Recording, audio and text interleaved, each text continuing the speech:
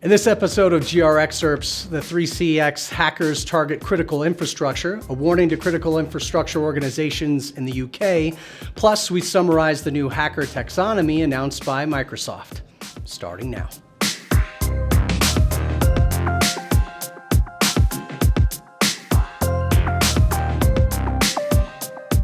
Welcome to another edition of GRXcerpts, highlighting interesting and trending headlines in cybersecurity.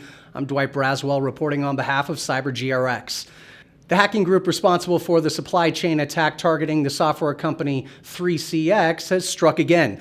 Several other organizations have been breached using the trojanized X-Trader application, at least 2 in the energy sector and 2 in financial services. According to Symantec, the attackers behind these breaches clearly have a successful template for software supply chain attacks, and further similar attacks cannot be ruled out.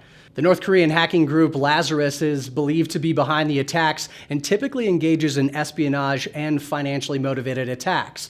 The 3CX incident resulted from an employee downloading a trojanized installer of the X-Trader software, which then deployed a multi-stage backdoor to execute shellcode, injecting a communication module into Chrome, Firefox, or Edge processes, and then terminated itself. Once inside, attackers were able to steal corporate credentials from the employee's device and use them to move laterally through 3CX's network, eventually breaching both Windows and Mac OS build environments. In March, security researchers reported that the 3CX desktop app had malware. Mandiant, who helped investigate the incident, also believes several organizations still don't know they are compromised. The UK National Cybersecurity Centre, or NCSC, has issued an alert to critical national infrastructure organizations, warning of an emerging threat from state-aligned groups. Organizations most likely to be targeted are those sympathetic to Russia's invasion of Ukraine. The NCSC reports that a new class of Russian cyber adversaries appeared a year and a half ago, and their threats are ideologically motivated rather than financially driven.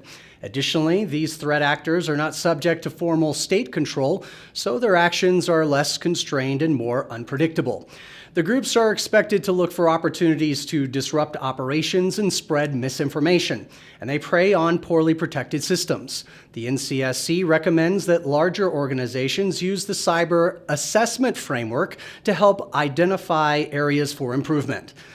And in other news, Microsoft has announced a new naming taxonomy to track cyber attacks. Hackers will now be named after the weather instead of old naming conventions using trees, volcanoes, and elements. According to Microsoft, the new taxonomy will provide better context to customers and security researchers, offer a more organized and memorable way to reference adversary groups, and help organizations better prioritize threats and make well-informed decisions. The taxonomy will include 5 key groups, including nation-state actors, financially motivated actors, private sector offensive actors, or PSOAs, influence operations, and groups still in development. As an example, if a threat comes from an unknown source, Microsoft will give it the temporary name Storm and a 4-digit number. Nation-state hackers will receive names based on weather events where the groups are operating. For example, Typhoon for China, Sandstorm for Iran, Sleet for North Korea, and Blizzard for Russia. Similarly, phishers and financially driven hacking groups will be called Tempest. PSOAs will be called Tsunamis, and influence operations and manipulative information campaigns will be called Floods. Microsoft says all existing threat actors have been reassigned to the new taxonomy, so Cozy Bear, also known as APT-29, who is suspected of perpetrating the 2020 SolarWinds attack, is no longer called Nobelium. Under the new taxonomy, it becomes Midnight Blizzard. The Russian-affiliated threat actor Strontium, which successfully disrupted Microsoft last year, is now called Forest Blizzard. And the hacker group Lapsus, who attacked Microsoft, NVIDIA, and Samsung, changed from Dev 0537 to Strawberry Tempest. Now, we can only imagine what boardroom conversations will be like now as you share you've been breached, and the perpetrator was Pumpkin Sandstorm.